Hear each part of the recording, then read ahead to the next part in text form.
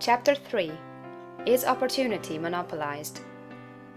No man is kept poor because opportunity has been taken away from him, because other people have monopolized the wealth and have put a fence around it. You may be shut off from engaging in business in certain lines, but there are other channels open to you. Probably it would be hard for you to get control of any of the great railroad systems. That field is pretty well monopolized.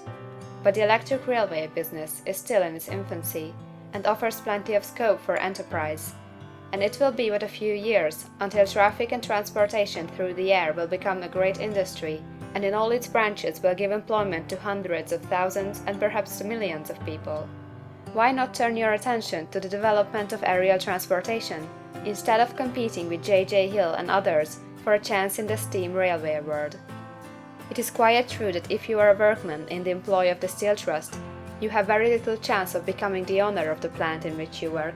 But it is also true that if you will commence the act in a certain way, you can soon leave the employ of the Steel Trust. You can buy a farm of from 10 to 40 acres and engage in business as a producer of foodstuffs. There is great opportunity at this time for men who will live upon small tracts of land and cultivate the same intensively. Such men will certainly get rich. You may say that it is impossible for you to get the land, but I am going to prove to you that it is not impossible, and that you can certainly get a farm if you will go to work in a certain way. At different periods, the tide of opportunity sets in different directions, according to the needs of the whole, and the particular state of social evolution which has been reached.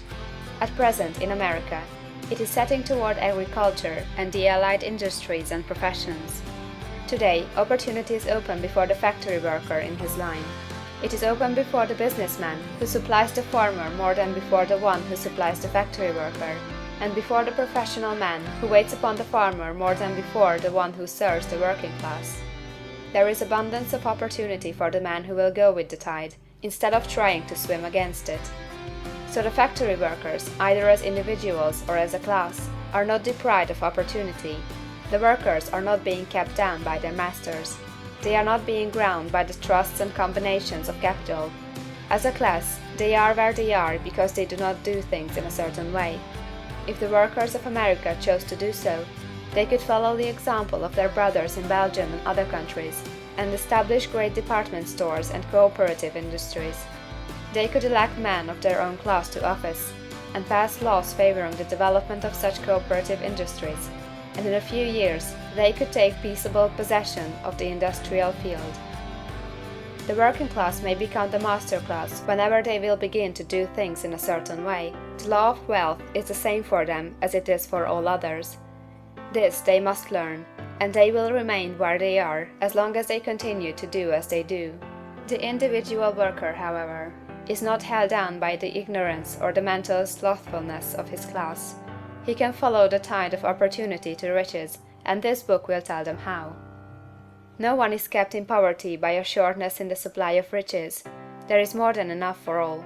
A palace as large as the Capitol at Washington might be built for every family on earth from the building material in the United States alone, and under intensive cultivation this country would produce wool, cotton, linen, and silk enough to clothe each person in the world finer than Solomon was arrayed in all his glory, together with food enough to feed them all luxuriously.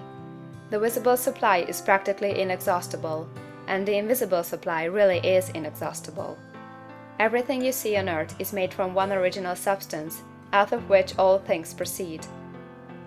New forms are constantly being made, and older ones are dissolving, but all are shapes assumed by one thing.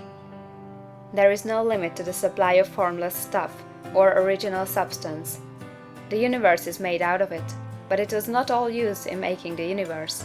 The spaces in, through, and between the forms of the visible universe are permeated and filled with the original substance, with the formless stuff, with the raw material of all things. 10,000 times as much as has been made might still be made, and even then we should not have exhausted the supply of universal raw material. No man, therefore, is poor because nature is poor, or because there is not enough to go around. Nature is an inexhaustible storehouse of riches. The supply will never run short. Original substance is alive with creative energy and is constantly producing more forms. When the supply of building material is exhausted, more will be produced. When the soil is exhausted, so that foodstuffs and materials for clothing will no longer grow upon it, it will be renewed, or more soil will be made. When all the gold and silver has been dug from the earth, if man is still in such a stage of social development that he needs gold and silver, more will be produced from the formless.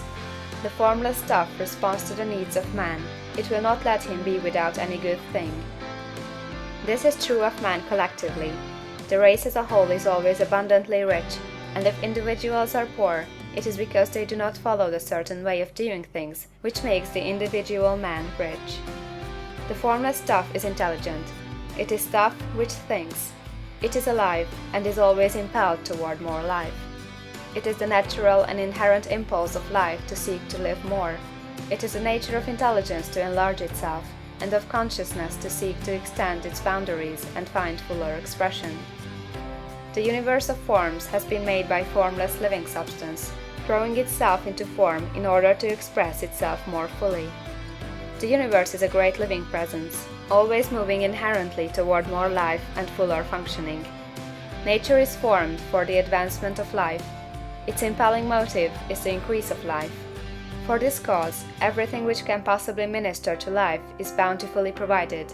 There can be no lack unless God is to contradict himself and nullify his own works. You are not kept poor by lack in the supply of riches. It is a fact that I shall demonstrate a little farther on, that even the resources of the formless supply are at the command of the man or woman who will act and think in a certain way. End of chapter 3.